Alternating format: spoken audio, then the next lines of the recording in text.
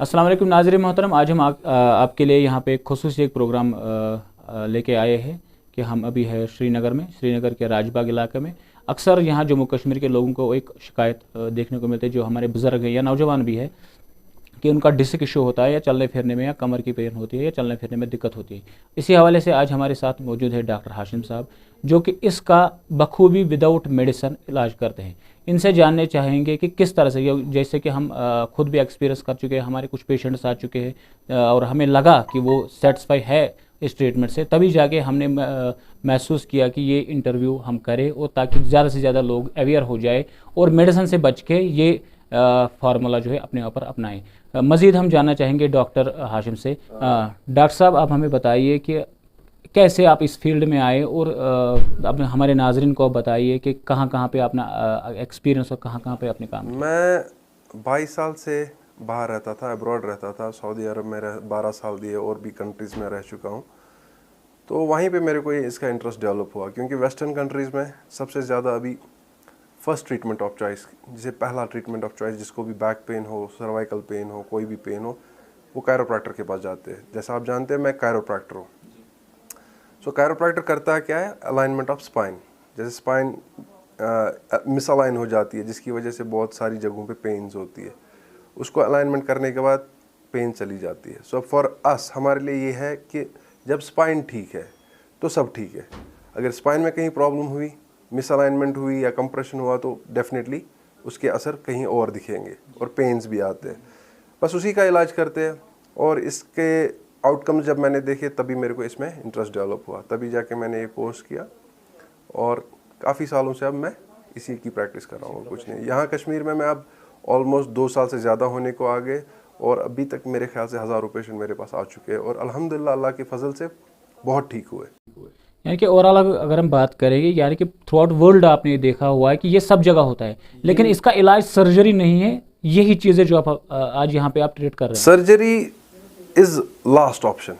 जैसे किसी को बहुत खराबी हो, चल भी नहीं पा रहा हो, या बॉल एंड ब्लैडर में प्रॉब्लम हुई हो, तो उस कंडीशन में हम सर्जरी सोच सकते हैं। अदरवाइज कायरोप्रैक्टिस जो ट्रीटमेंट है, इसमें हम कहते हैं फर्स्ट कायरोप्रैक्टिस, फिर मेडिसिन, फिर सर्जरी।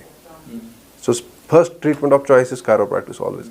इससे पूरी पेन चली जाती है। बेसिकली पेन पहले देखना है कि रीज़न क्या है पेन का, आखिर शुरू कहाँ से हुआ।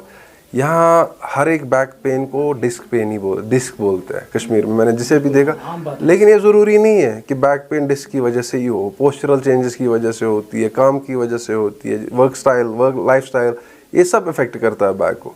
इवन स्ट्रेस इफेक्ट करता है। किसी को बहुत ज़्यादा स्ट्रेस हो तो उसको बॉडी एक ज़्यादा होती है। सो इट्स नॉट नेसेसरी कि हर एक बैक पेन जो हो डिस्क पेन ही होता है। वो ज़रूरी नहीं है कि वो डिस्क पेन हो, वो कुछ और भी हो सकता है। लिगामेंट है, मसल है, फैसेट जॉइंट्स है, बहुत सारी चीज़ें, एलिमेंट्स है बैक में। किसी भी रीज़न की वजह, स्ट्रेस की वजह से भी हो सकता है। लाइफस्टाइल तो एक मेजर रीज़न है जिसकी वजह से बैक पेन हो सकता है। यहाँ का लाइफस्टाइल बहुत ही, मतलब मैं खुद एक्सरसाइज करता हूँ, मॉर्निंग में वॉक के लिए जाता हूँ। लगभग अक्सर लोग बंद ही रहते हैं। हाँ, बंद ही रहते हैं, घर से नहीं निकलते। कश्मीर की होल पॉपुलेशन को अगर देखा जाए तो कितने परसेंटेज अपना हेल्थ केयर करते हैं, कितने लोग वॉक पे जाते हैं, कितने लोग एक्सरसाइज करते हैं। मेरे ख्याल से 1 या 2%, 1% भी नहीं होगा। आप पार्क्स में जाएंगे, आपको लगेगी पार्क भरी हुई है, but if you see whole Kashmir, उसकी पॉपुलेशन, उसके कंपैरिजन में अगर आप वो परसेंटेज देखोगे, हार्डली 1% होगा जो लोग अपनी हेल्थ का केयर करते हैं। रेस्ट सब यही दवाइयाँ खाते हैं, बैठते हैं। And what medicine they are having for this, खाली pain killers, not treating the root cause. Root cause है क्या, क्यों है, मस्क्यूलर है या डिस्क की पेन है या जॉइंट पेन है, कौन सी पेन है, पहले उसको तो देख लो। हाँ, और ये नहीं है ज़रूरी कि हर एक MRI कर ले, पहले ही MRI कर ले। पहले आप क्लिनिकल फाइंडिंग्स देखो, पेशेंट की कंडीशन देखो, आखिर वो क्या क्या रहा है और क्यों हो रहा है उसको पेन, किस पोजीशन में हो रहा है। इट्स नॉट नेसेसरी कि उनको हर पोजीशन में पेन हो, है ना। अक्सर यहाँ पे जो पेशेंट से जब ऐसा कुछ इशू इनको देखने को मिलता है, जैसे बैक पेन हो गई या टांग में दर्द हो या कहीं और किसी भी जोड़े में दर्द हो गया शुरू, या जवान भी हो या बूढ़ा या एजड भी हो, तो सबसे पहले वो तो कोशिश करता है कि किसी डॉक्टर के पास जाऊँगा जो कि ऑर्थोपेडिक है, क्योंकि वही बोलते हैं, उनको डायग्नोज करते हैं कि इससे मसला है, या MRI कीजिए या एक्सरे कीजिए। तो उस हिसाब से वो जाते हैं फिर वो ट्रीटमेंट कराने के जिस हिसाब से उनकी, या आज के आसान भाषा में हम बोलेंगे कि वो ख़राब भी हो जाते हैं इन मेडिसिन से। तो ऐसा आप क्या मशवरा देना चाहते हैं लोगों को कि जैसे भी उनको, जैसे जॉइंट पेन या कोई भी पेन हो इस हवाले से, तो उनको क्या प्रेफर करना चाहिए? सबसे पहले उनको जानना चाहिए कि पेन है किस वजह से। हर कोई, जैसे किसी को चोट आई फिर वो ऑर्थो के पास गया, एक्सरे किया, पता चला फ्रैक्चर है, दैट इज़ गुड, वो जाना चाहिए। लेकिन आपको बैठे बैठे पेन हो रहा है, आप टीवी देख रहे हो, आप कंप्यूटर पे बहुत देर तक बैठे हो, कुछ और कर रहे हो, उन चीज़ों में पेन हो रहा है, then definitely there is other reasons. जैसे उसका पोस्चर ख़राब हो, या कोई खेल रहा हो, खेलने के टाइम उसको किसी मसल पुल हो गया, उसकी वजह से वो ऑर्थो के पास जाते हैं, and then ortho will tell him to take rest for 10-15 days. यहाँ पे तो मैंने ऐसे भी पेशेंट्स देखे जिन्होंने सालों तक बेड रेस्ट किया है, कोई 2 साल, कोई 6 महीने, कोई ऐसे बहुत। उस रेस्ट की वजह से जो मसल्स की कंडीशन होती है वो देखने लायक होती है। रूट कॉज उस टाइम जब डॉक्टर ने बोला उनको कि रेस्ट करो, वो ठीक हो चुका होता है, मे बी 2 महीने 3 महीने में ठीक हो चुका होता है, बट एट द एंड जो मसल कंडीशनिंग होती है या अंदर जॉइंट्स में जो होती है स्टिफनेस आती है, तो सेकेंडरी वो रहता है फिर। तो हम वही चीज़ें देखते हैं कि पेन किस वजह से है, उसको एलिमिनेट करने की कोशिश करते हैं। जैसे ही पेन वो कॉज एलिमिनेट होता है तो पेशेंट फील बेटर। इसीलिए मेरे इस chiropractic सेशन में व्हेन आई डू मैनिपुलेशंस, या जॉइंट स्टिफनेस भी चली जाती है, मसल स्पाज्म भी चला जाता है, मसल जो स्टिफनेस होती है वो भी चला जाता है, that's why patients feel much better. और उसके बाद उनको ज़रूरत नहीं पड़ती है कहीं और जाने की और कुछ और करने की। तो बाकी जो दुनिया है कश्मीर से छोड़ के, वहाँ सबसे पहले प्रेफर करते हैं कि कायरोप्रैक्टर ही चूज़ करे ऑर्थोपेडिक्स से। तो आपकी सजेशन क्या रहेगी यहाँ कश्मीर के अवाम के लिए कि वो किसको प्रेफर करें? सही, ये तो फिर दूसरों के साथ ज्यादती हो जाएगी। आप खुद ही जर्नल्स पढ़ा कीजिए, जैसे लोग पढ़े लिखे हैं आजकल, वो यूके के जर्नल्स पढ़ सकते हैं, यूएस के जर्नल्स पढ़ सकते हैं रिगार्डिंग बैक पेन्स और एनी स्पाइनल पेन्स। खुद ही देख लो आजकल दुनिया में क्या चल रहा है, उसी हिसाब से चूज़ कर लो कि ट्रीटमेंट क्या लेना चाहिए। मैं तो ये नहीं बोलूँगा जाओ आ जाओ भाई सब कुछ छोड़ के मेरे पास आ जाओ। अब लोगों की एतमाद कहाँ पे ज़्यादा होता है, कोई लोग सर्जन के पास जाते हैं, कोई ऑर्थोपेडिशियन के पास जाते हैं, कोई फिजियोथेरेपिस्ट के पास जाते हैं। अब जो जहाँ रिलीफ मिलेगा वहीं पे जाएगा। अब मेरे पास जो पेशेंट्स आते हैं जब वो ठीक होते हैं तभी जाके 10 को बोलते हैं। मेरे पास तो वैसे ही पेशेंट आते हैं, और मैं ये बोलता हूँ सबको कि जितना मेडिसिन वगैरह अवॉइड कर सकते हो वो बेटर है। नेचुरल तरीके में जितना हील हो पाएंगे वो ज़्यादा बेटर है, इससे मेडिसिन तो बहुत दूर की बात है।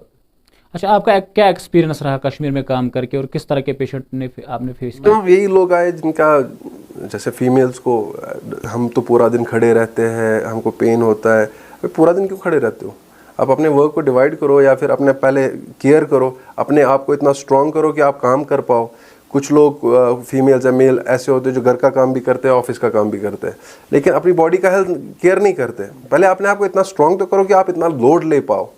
जो आप लोड देते हो अपने बैक को या अपनी बॉडी को, उस हिसाब से अपने आप को प्रिपेयर करो, तो फिर उनकी बैक पेन या और भी पेन वो सब चली जाएंगी। यहाँ पे एक जो होता है ना लाइफस्टाइल, ऑफिस घर घर ऑफिस, फिर और कोई करते ही नहीं। बहुत कम लोग हैं जो खेल कूद में ध्यान देते हैं, या खेलते हैं, या क्रिकेट खेलेंगे बहुत कम, फुटबॉल खेलेंगे बहुत, या वॉक के लिए जाएंगे बहुत कम, ऐसे लोग हैं। बस एक वो लाइफस्टाइल जो है ना, घर ऑफिस खाना घर ऑफिस, उसी चीज़ में फिर पेन्स बढ़ जाती है। एक पर्टिकुलर टाइम ऐसा आता है कि उनके जॉइंट्स भी स्टिफ हो जाते हैं, मसल्स भी स्टिफ हो जाती है, और वो रात में भी पेन और दिन में भी पेन। इस जस्ट दैट कि उनको फिर वो सोल्यूशन नहीं पता हो तो क्या करें, क्योंकि फिर उसके साथ वो मेडिसिन खाना शुरू कर ले, टाइटनेस तो वहीं रह जाती है। किसी की जॉइंट स्टिफ हो या मसल्स स्टिफ हो, मेडिसिन फिर वो उतना नहीं खोल पाता। ठीक है, थोड़ा सा उस टाइमली रिलीफ मिलता है, लेकिन परमानेंटली नहीं जाता। बिल्कुल, यानी कि आपका मकसद कहने का है कि एक्सरसाइज करते रहो, जैसे कि आप ऐसे आपके जो है बॉडी पार्ट्स ज़्यादा खुलेंगे, फ्लेक्स हो जाएंगे।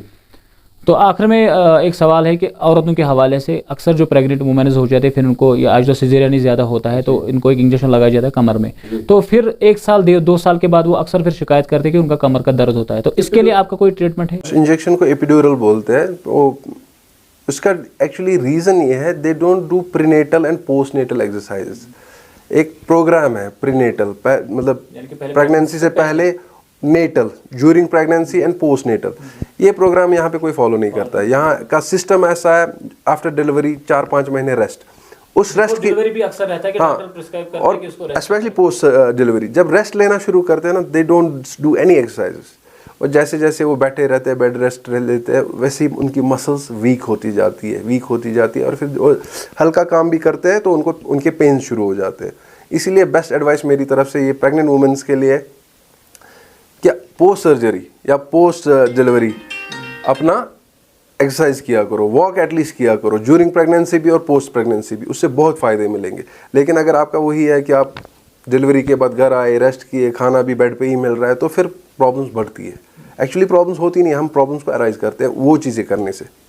जी, तो लास्ट में आप अपना पैगाम दीजिए हमारे नाज़रीन के लिए। मैं यही बोलना चाहूँगा कि हेल्थ एक बहुत बड़ी नेमत है, इसका सही टाइम पे केयर कीजिए, इससे पहले कि आपको ये हेल्थ बहुत महंगा पड़ जाए। आप अपना ख्याल रख लीजिए, वही एक ट्रीटमेंट है। सेल्फ केयर सबसे बेस्ट ट्रीटमेंट है। आप जितना अपना ख्याल रखोगे उतना आपके लिए बहुत अच्छा होगा। अपनी बैक का ख्याल रखो, अपनी जॉइंट्स का ख्याल रखो, अपनी मसल्स का, ओवरऑल अपने आप को आधा 1 घंटा दिया करो, एक्सरसाइज किया करो और हाइड्रेट रखा करो अपने आप को, हमेशा पेन फ्री रहेंगे। हाँ, कभी हो जाता है कभी कुछ, तो उस टाइम आप डॉक्टर्स को देख सकते हो, लेकिन जब आपका लाइफस्टाइल बहुत अच्छा होगा, आप अपने आप को आधा 1 घंटा दोगे रोज़, तो आप पेन फ्री रह पाओगे। You will live pain free. बस मेरी यही एडवाइस है कि अपना केयर किया कीजिए। बहुत बहुत शुक्रिया।